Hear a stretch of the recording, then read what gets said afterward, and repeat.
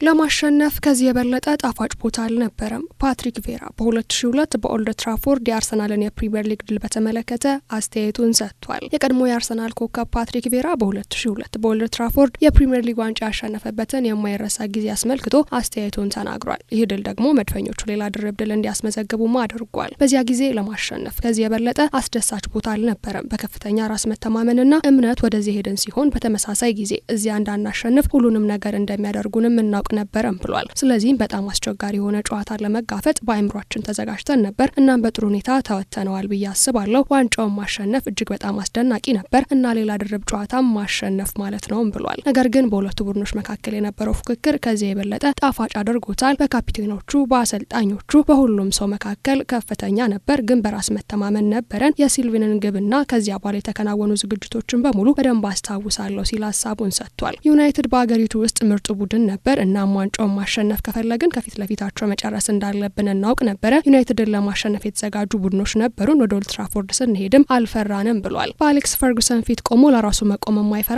አሰልጣኝ ነበረን። ለዩናይትድ ተጫዋቾች ስም የማይጨነቁ ተጫዋቾችም ነበሩን። እንዲሁም እነዚያ ጨዋታዎች ፕሪሚየር ሊጉን ለማስተዋወቅ በጣም ጥሩ እንደነበሩ አስባለሁ። ከማንቸስተር ዩናይትድ ጋር በተጫወትንባቸው ጨዋታዎች ሁሉ ተደስቻለሁ። አሸንፈናል፣ ተሸንፈናል፣ ግን ሁልጊዜም በጣም ከባድና ፈታኝ ነበር በማለት የ2002ቱን የኦልድ ትራፎርድ ድል አስታውሰዋል።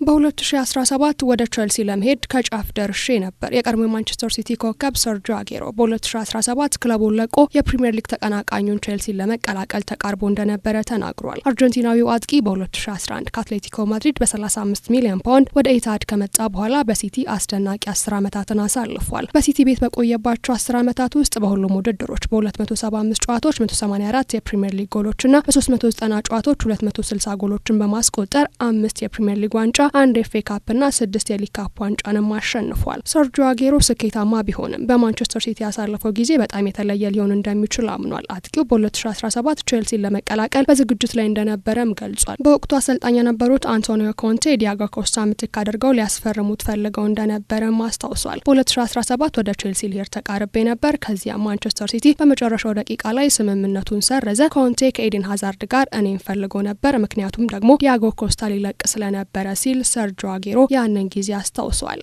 የ8 ጊዜው የባልኦን ዶር አሸናፊ ሊዮኔል አንድሬስ ሜሲ ወደ ባርሴሎና የመመለስ እቅድ እንዳለው ማርካ ዘግቧል። ምንም እንኳን ትክክለኛው ጊዜ ባይቀመጥም አርጀንቲናዊ ተጫዋች በአንድ ወቅት ክለቡ እንደገና መቀላቀል እንደሚፈልግ ተናግሮም ነበር። ነገር ግን መመለሱ ከመጪው ፕሬዝዳንት የምርጫ ጋር የተያዘ እንዳልሆነም ተገልጿል። ሊዮኔል ሜሲ በአሁኑ ጊዜ ትኩረቱን በኢንተር ሚያሚ ላይ በማድረግና የመጨረሻውን የዓለም ዋንጫ ለማድረግ እየተዘጋጀ ይገኛል። በቅርቡ ወደ ካምፕ ኑ ያደረገው ጉብኝት ግምቱን እንደገና አቀጣጥሏል። ነገር ግን ሲመለስ ስለሚጫወተው ሚና አሁንም ግልጽ አይደለም። አርጀንቲናዊ ኮከብ ሊዮኔል ሜሲ በስፔኑ ክለብ ባርሴሎና በ778 ጨዋታዎች 672 ጎሎችን በማስቆጠር እንዲሁም 303 አሲስቶችን በማድረግ ተወዳዳሪ የሌለው ኮከብ መሆኑንም አስመስክሯል። ሜሲ ከባርሴሎና ጋር 35 ዋንጫዎችን አሸንፏል። ከነዚህ ውስጥም 10 የላሊጋ ዋንጫዎችና 4 የቻምፒየንስ ሊግ ዋንጫን ጨምሮ የምንጊዜም የባርሴሎና ምርጥ ተጫዋች ሆኖ እንዲቀጥልም አድርጓል።